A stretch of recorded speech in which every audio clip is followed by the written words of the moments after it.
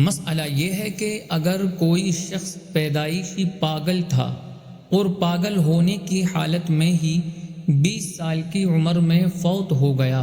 تو اس کی نماز جنازہ میں کون سی دعا پڑھی جائے گی؟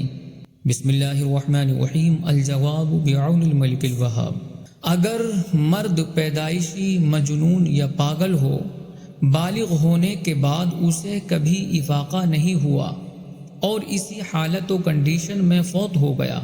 تو اس کے جنازے میں تیسری تکبیر کے بعد نابالغ بچوں والی دعا پڑھی جائے گی، اور یہی معاملہ عورت کے ساتھ ہو تو اس کے جنازے میں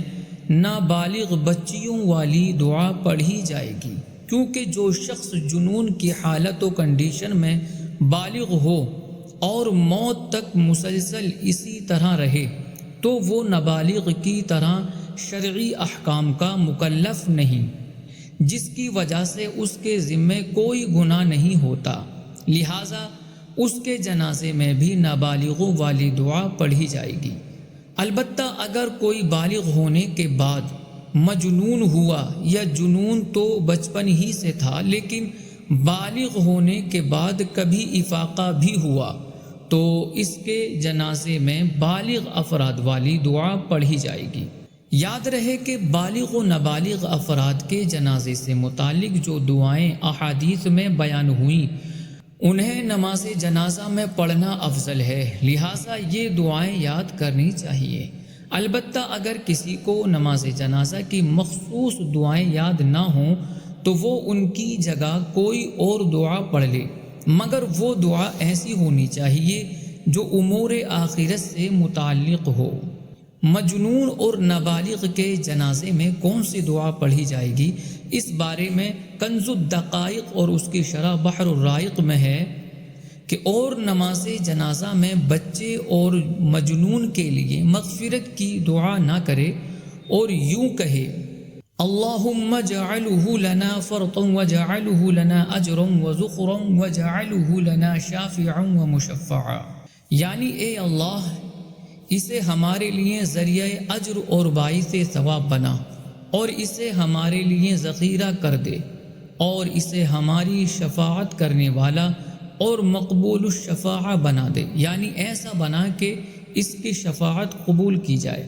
ایسے ہی حضور صلی اللہ علیہ وآلہ واصحابہ وسلم سے منقول ہے، اور اس لیے کہ ان دونوں کے ذمے کوئی گناہ نہیں ہوتا۔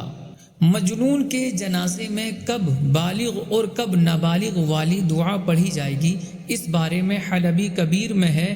کہ اور مجنون بچے ہی کی طرح ہے۔ اسے صاحب محیط نے محیط میں ذکر کیا، اور مناسب یہ ہے کہ اس مسئلے کو جنون اصلی یعنی وہ جنون جو بالغ ہونے کے وقت موجود تھا اس کے ساتھ مقید کیا جائے، کیونکہ ایسا شخص شرعی احکام کا مکلف نہیں، پس بچے کی طرح اس پر کوئی گناہ بھی نہیں، بخلاف عارضی جنون یعنی جو بالغ ہونے کے بعد لاحق ہوا ہو کہ کیونکہ وہ مکلف بن چکا ہے، اور جنون کا لاحق ہونا پچھلے گناہوں کو ختم نہیں کر دیتا بلکہ یہ بقیہ امراض کی طرح ہی ہوگا۔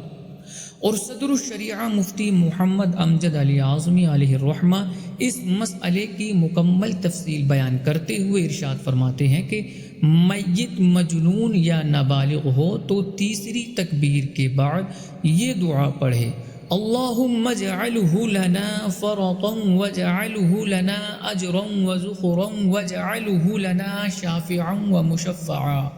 اور لڑکی ہو تو اللہم اجعلہا اور شافعتا ومشفعا کہے۔ مجنون سے مراد وہ مجنون ہے کہ بالغ ہونے سے پہلے مجنون ہوا،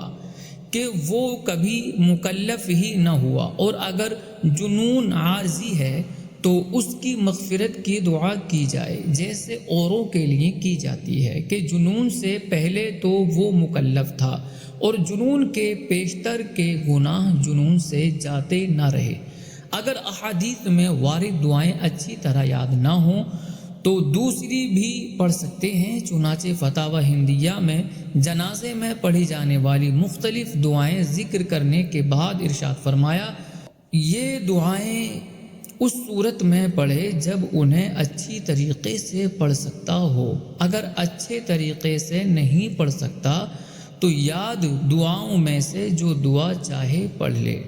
اسی بارے میں صدر الشریعہ مفتی محمد امجد علی اعظمی علیہ الرحمہ ارشاد فرماتے ہیں، پھر تیسری تکبیر کے لیے اللہ اکبر کہہ کر اپنے اور میت اور تمام مومنین و مومنات کے لیے دعا کرے، اور بہتر یہ کہ وہ دعا پڑھے جو احادیث میں وارد ہیں،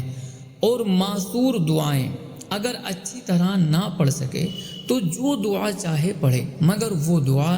ایسی ہو کہ امور آخرت سے متعلق ہو۔ واللہ اعلم، تبارک و تعالی و رسولہ اعلم، صلی اللہ علیہ وسلم۔